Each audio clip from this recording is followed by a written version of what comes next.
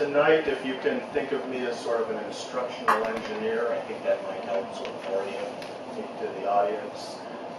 And I'll talk about designing technology-enhanced tools for learning. And I'll wait a few seconds as my 20 seconds sort of elapses. The main design problem we're focusing on is getting kids to have a meaningful understanding of science, which means that given a novel problem, you can come up with that thing that you learned at the end of chapter 5 and sort of recall it and apply it in this new situation, versus inert knowledge, which means that only if I cue you at the end of chapter 5 will you ever know that. And the main design constraints of doing this in real schools are, should we not do the mic, are content standards like cells, tissues, organs, organ systems. These are the things you have to learn in school. So we have to meet that standard and teach that stuff. If we don't do that, none of the schools will let us work with them.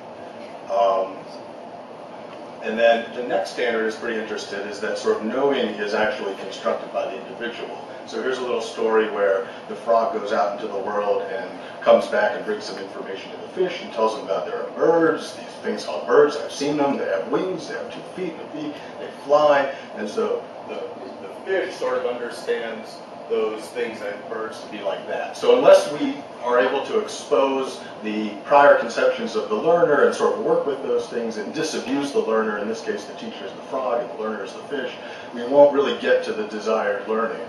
And so really attending to this stuff, and that's what we do when we talk about using inquiry to teach, that's what we are doing, is trying to sort of reconstruct that understanding. But if we only do that, we're not quite there yet. This other design constraint is we need to do that in the context of a project that people care about learning that information. So in this case, if we pick the right project, the project will demand the use of the content, and then we'll do that little reconstructing their understanding, and at the end you'll use that bit of content to make some progress on this project that you really care about, and that'll connect your old knowledge to new, and you'll have this usable or meaningful understanding. That's our goal. So we're going to take all of those design constraints in hand, and we're going to apply our design tools to the project. So the first design tool that we have is we have access to this multidisciplinary type of team. So first important people on the team are the middle school science teachers who know these kids best. So they're on the team. Then people who have science content expertise, people like me who are science education researchers are on the team. And last, and this is perhaps interesting to the group here, is sort of learning technologists are on the team, which allows us to use this second design tool, that of technology. So on the left, you see crazy sensors and things that allow you to collect more types of data and do other types of projects than you'd otherwise be able to do in classrooms. On the right, sort of general supports for investigations where you can use some software and keep your thoughts connected and it'll help you keep track. So we used all of those tools and came up with this project to teach that content.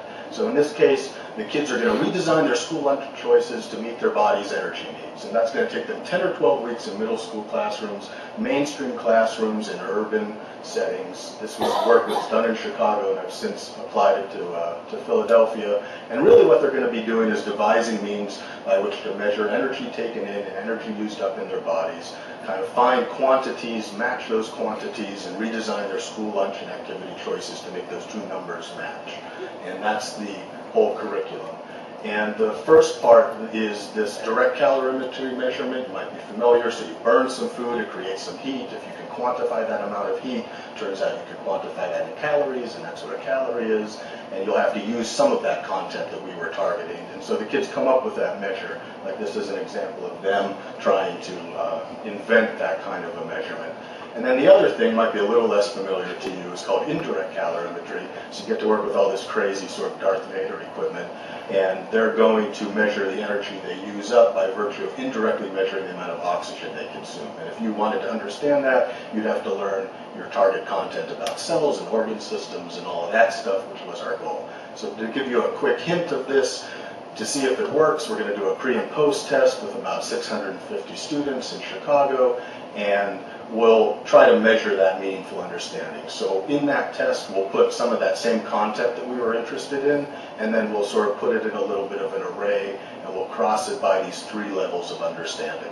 So we'll have level 1, do you just recall that information? Level 2, can you apply it in a similar context to what you learned it in? Level 3 is that meaningful understanding that we were looking for, where we want you to be able to apply it in a new context. And so just very briefly, you'll see in the next slide some results of learning in those two clusters. So you see some statistically significant gains in learning with these kids in those two clusters, which is important to us. And just so you know, in the cells cluster, most of that gain is coming from level 2 and level 3, which is our meaningful understanding, sort of equally. In bioenergy, coming from mostly level 2, but then the rest equally from meaningful understanding and level 1. And the rest of the story then is to help teachers learn how to use these kinds of curricula. So this is new work that I'm doing at Temple. This is a National Math Science Initiative funded new program for training the future math and science teachers at the secondary level, new degrees like this BS in biology with teaching.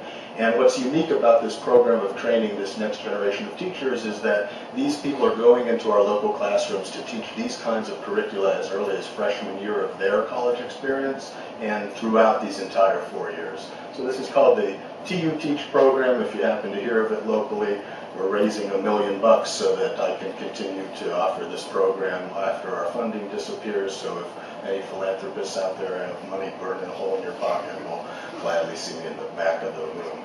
So that's it for me. Sorry.